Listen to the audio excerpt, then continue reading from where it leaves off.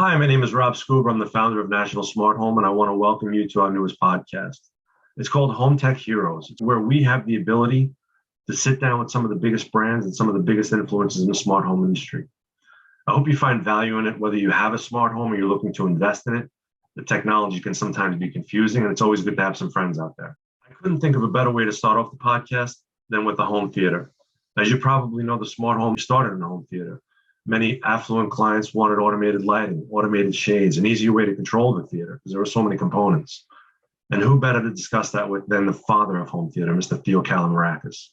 I think it's also great to sit down with Theo because he not only tells us about luxury home theaters, he goes back to his 7-year-old self and he talks about the passion and the drive that's got him where he is today. Sit back, relax, and I hope you enjoy the podcast. If we can help you in any way, please reach out. It's info@nationalsmarthome.org, and we'll see you soon. Ciao. How are you, sir? I'm doing very well. I miss the US sometimes. Other than that, I'm waiting for Steve and Maria to bring in projects so I don't rust. I don't want my skills as a film director to rust. I want to be able to have at least one great project a year to say that, hey, what I did all these years is still continues to be relevant. So that's what I'm counting you on to bring. So, well, we count on you because I don't think there's anybody more passionate than you about home theater and about cinema as you're doing now, which really tells the tale, Theo. I mean, your whole life has been evolving or evolved around the home theater and cinema. So the video here is to tell people who Theo Kalomirakis is. A lot of people don't know who you are. And I want to ask you, what's your earliest memory, I guess, of home theater or theater? Or I know you said you built a small projector when you were a child. Yeah, that was when I was 7 years old. I tried to recreate the cinematic experience on the wall of a little room, but I was completely misguided. I was trying to do things that I'd read in the books, but I wasn't very familiar how to flesh them out. So I ended up doing nothing. I just created a projector, a handmade projector that couldn't project anything, much less a film. And I almost set my apartment on fire because the film that I used was nitrate, and the candle that I used for light source burned the film and it burst into flames. That's my first experience, rather a catastrophe, but I didn't give up. So I did the second one. I was older, I was 13 years old. I did a theater and the terrace of my house, just very simple, 16mm camera. And it didn't burn down. It was nice. and then I came to the US. And then I came to the US. Later on, I got my scholarship at NYU to become a director, a film director. But I wasn't meant to be the film director. I wasn't good. Every movie that I did, no matter how many awards it won, I thought it was crap. So I just stopped it. I worked something else until the right time came to start trying what we're doing, the home theaters, which happened in the 80s when video was available. It wasn't enough to have a projector or a big TV. You need to have some material to play there. And the fact that movies started coming out on video was very exciting because I wasn't going to wait anymore for the movie to appear once in a year on a TV screen. I had the movie. So I put together sound that was developing right then and there to have surround and projectors that started developing, giving you some decent quality picture put together. And that's what I did in my first theater in Brooklyn. That was in the 80s? 80s, 84. 84, you did your first home theater? 84 was in 100 St. Mark's in Brooklyn. I bought a house with my two friends to renovate. I bought it because it had a nice basement where I could show movies. So I just didn't have any money. I bought chairs that cost me $1 a piece, but they were from a porno theater. I tried like 3-4 months to scrape off stains from chewing gum, and God only knows what stains in the porno theater. and I upholstered them, and that was my first theater. That cost me $5.95. But hey, it was something that was, you know, created some kind of an impact on people that came in to see it. My friends were all journalists. I was working for Time Warner, and one thing led to another. The first article brought the second article. 2 years later, it dawned on me that there was a demand for, there was a need, not a demand yet. So I rolled up my sleeves. I quit my day job in 1990. I incorporated. I created a company. It was called Theater Design Associates. Associates, my foot. I put it associates so it appears that I was more than one, but it was just me. So who knew? They saw Theater Design Associates, and they probably thought, "Oh my God, this is an organization that builds theaters." I faked it, but it worked. Who was your first client? Who was the first big name? The first client that came was, I think I've told you, was Ron Lauder, who was running for mayor in New York. He came one night and he saw it. He says, "That's what I want. Come to my house, but in the Hamptons." But I didn't want to do it again. I told him, "Hey, I'm not disrespectful, but what I did was for myself without having any budget. You have the money, let's do something more elaborate." And he let me do it, and I did the first theater. And then immediately after that was a second and a third one.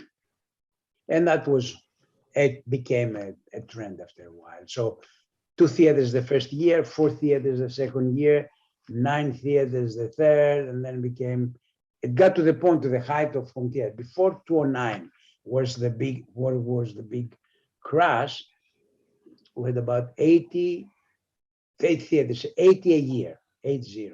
80 a year. How many total theaters do you think? I have about 800. 800. 700 to 800. I should count them one day, but I haven't done it. And tell me how Disney came about. Disney came about because I did my first theater to be seen by the public was at Epcot Center. They had an exhibit that was Innovations Pavilion. GE was financed, and they wanted to show a home theater in there. Then there wasn't nobody had seen a home theater outside the 5-6 clients that I had till there. That was 1995, 96. Oh. And I did that, and was very well received presentation. It lasted for 2-3 years. And I don't know what happened to the exhibit, but I know that when Disney tried to launch a line of furniture that included technology, they came to me. That was later, and I started working on it.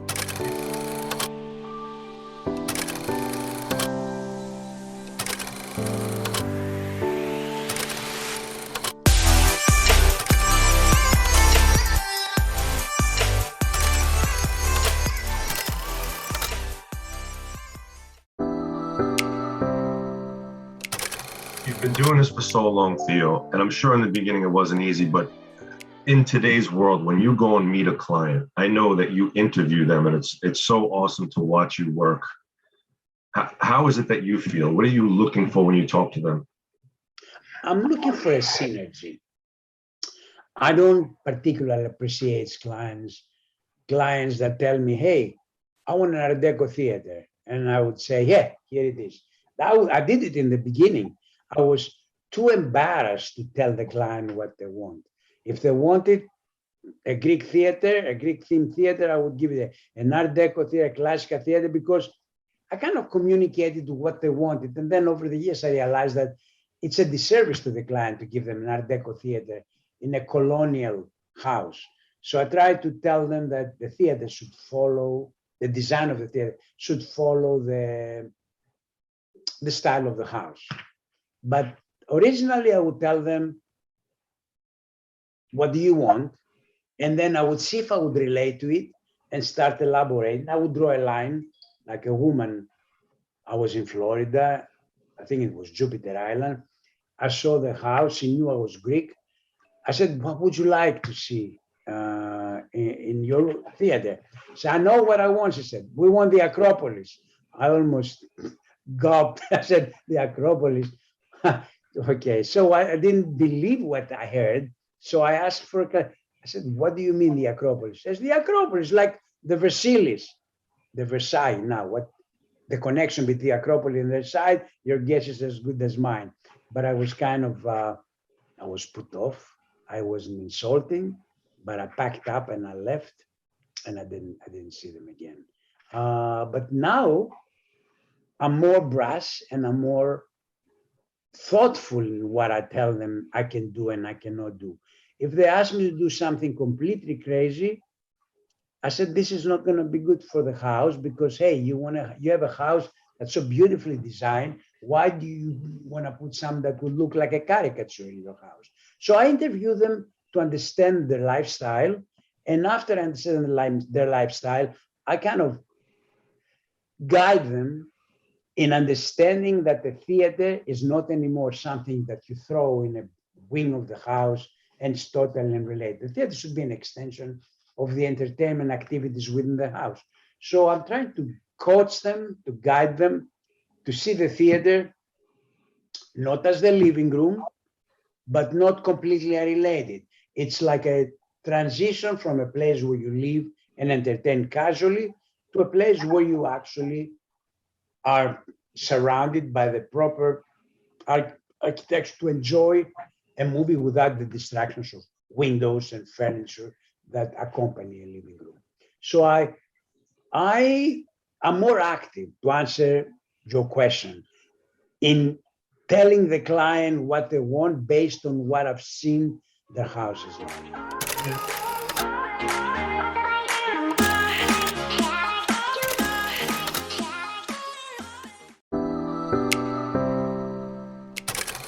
It's not just strictly on the house. You get a feel for their character, for what they like. Absolutely, absolutely.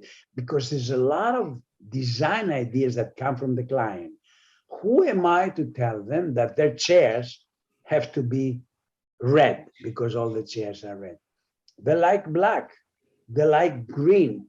These are design decisions that once I understand that the client is a red client or a blue client, I design the whole room from the decoration point to reflect their own preferences. But a lot of the clients want things that you can avoid to have them reflecting, like the room that's behind you has a lot of glistening surfaces, bronze, that would reflect the light. You know what? I'll tell them that, hey, if you use too much bronze, you're not going to be able to focus on the screen. The light from the screen will be reflected in the room. But a lot of older clients that still have reminiscences of the old movie theaters, they remember they would sit down in a seat in the lowest jersey, and while they watch a movie, the lights of the sconce was dimmed, but not off, so you get a sense of the environment around you. So that's accepted. It's become practice for people that experience the old theaters to have a little reminder of the theater when they watch a movie. I'm not like that. I want, when the movie begins, the room to disappear. When you transitioned and you say earlier on you would take their advice or you'd do what they wanted to do, and then you got your confidence. And did you see a change in your theaters as the detail? Did they get better because you took the ball and you said, this is the way it's going to be, and helped them after you figured this out? Not really. I'll tell you what happened. I learned from my mistakes. I took into consideration what they liked and I kind of folded it with mine. But every theater that I did, I would write down a list of things that didn't work for me. And there was always another thing that didn't work for me. So I tried to learn from things that didn't work, whether it had to do with color combination, whether it has to do with mixing and matching too many diverse elements, and there was no unity. I would learn and I would try to avoid them in the next theater. That has to do with a lot of the practical things, technical things. For example, I remember being invited by clients that had already built the theater. Their architect or designer had told them, you have to have platforms in order to see from one seat to the other and build them, but they build them out of cement. I didn't have the guts to tell them, tear it all down. So we found a way to correct it by creating slippers on the platform and then put the wood, because the little cavity under the wood is conducive to the sound, mostly the bass. So I learned at the beginning, I said, whatever I find, I will use. Who am I to tell you to change something that you have done? But then I became more confident and I made recommendations that would make the theater sound better. For example, I have this, I think you came with me to see the Ziegfeld Theater in New Jersey. So I got the theater and it was a low ceiling and I had to put platforms, but I would never open my mouth back then. I didn't have the confidence to tell them, you're spending $1 million in the theater. Dig down a little bit to have some height. The last row, you're almost scraping the ceiling. I didn't. Well, for the entire life of my friendship with Barry, I was bitching and moaning. I mean, why didn't I tell you to lower the thing? It's fine, he said. No, it's not fine. I did the disservice to you. You should have gotten more height in order all the money to be able to get rid of me. No, you know what he did? He bought a house in New Jersey with a big space. I said, I want to get rid of you complaining and bitching about my height. Do whatever you want there. So you get that contact with the client, they trust you. They know that these are the clients that you have developed a good relationship, and you just work with them in a situation, in a condition that they like, they get what they want from you, and you accommodate it to your capabilities right now. I like this kind of rapport with clients, that they allow you to even do design development and not construction documents. And construction documents to me are boring, are very important, but that's why I had competent architects working for me that have studied architecture, and they were able to make the theater I designed stand on its walls and not collapse and kill the owners and everybody was watching a movie. So this is what I like to do now. Work in shaping the aspect of the theater, the soul of the theater, with the architect or the designer, and then let the designer come in and decorate. Find the fabrics, find the carpets, find the colors, with me as a consultant, but without having to do all the work that is very time consuming.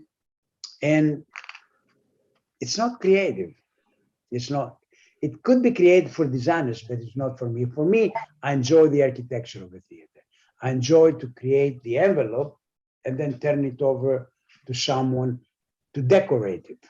Right. That's why I think myself as more of being a theater architect than a theater designer. You touched on something, Theo, which was people are not passionate. I mean, in the last 30 or 40 years you've been doing this, have you seen ups and downs? And we're going into a pandemic. Shouldn't we go up? Shouldn't it be becoming more popular for people to have these rooms? It should be, but and it probably is becoming more popular. I'm talking with people that do things that are sold to theaters, two theater chair companies. They have more work than they ever had. They have delivery times of up to 24 weeks, wow, which was 6 weeks before, because they can't keep up with the demand. So theaters are being built. The problem is the theaters are being designed by the designers of the house because the cat is out of the bag. Designers have learned how to design. They may not do a great job. They may not be mindful of all the technical aspects of the theater, but they do it. Good or bad, there are not too many clients that will say, Theo, you're the expert, come and work in that theater. Because it's the designers that tells the client that they know him better than the client knows me. We can do a theater. We've done 2 or 3 already. We've proven that they have a vocabulary and they do it. What we do offer is not just the aesthetic rendition of a theater, is the integration of the technology, which a lot of designers don't have. That's the value added that we do. I would think the calibration of the sound with Steve Haas, I mean, it just has to be exceptional. There is no way to replace Steve Haas. You can replace me. You can get a good design to the theater. If you don't have Steve Haas or someone like Steve, to take care of the acoustics, the isolation, the noise from the air conditioning. You just have a pretty looking room. Right. I just had an interview with a woman that I'm hiring for the company. And I told her a lot of people in the past were asking me, why do you burden us with a lighting designer? Why do you burden us with an acoustician? We hire you to do the theater. I said, you do because I bring in expertise, specialties that when you direct a movie, you're, let's say, Steven Spielberg, you're not going to do your own lighting. You're not going to build your own sets. You're not going to build your own costumes. You're not going to be in front of the camera playing. Same thing with theaters, if it's a specialty. Bring in crafts and workmanships that will make the theater shine because it uses the individual expertise of people that participate. You have the best for them in mind. So this is the clients that I love, the clients that I don't throw me into a project, do whatever you like. I like the involvement. I like the creative process, which is feedback, basically. Nowadays, what spoiled it for me the last few years, theater became a commodity. And it's not the kind of passion that it was at the beginning. So you do a theater and you know, the client says, oh, this guy's 2 bathrooms, 1 living room, 1 bedroom and 1 theater. They're all bunched together as necessities in the house. It's not like, oh my God, we're going to have a theater. That's going to be a special space that we can just go and enjoy movies like there's no tomorrow.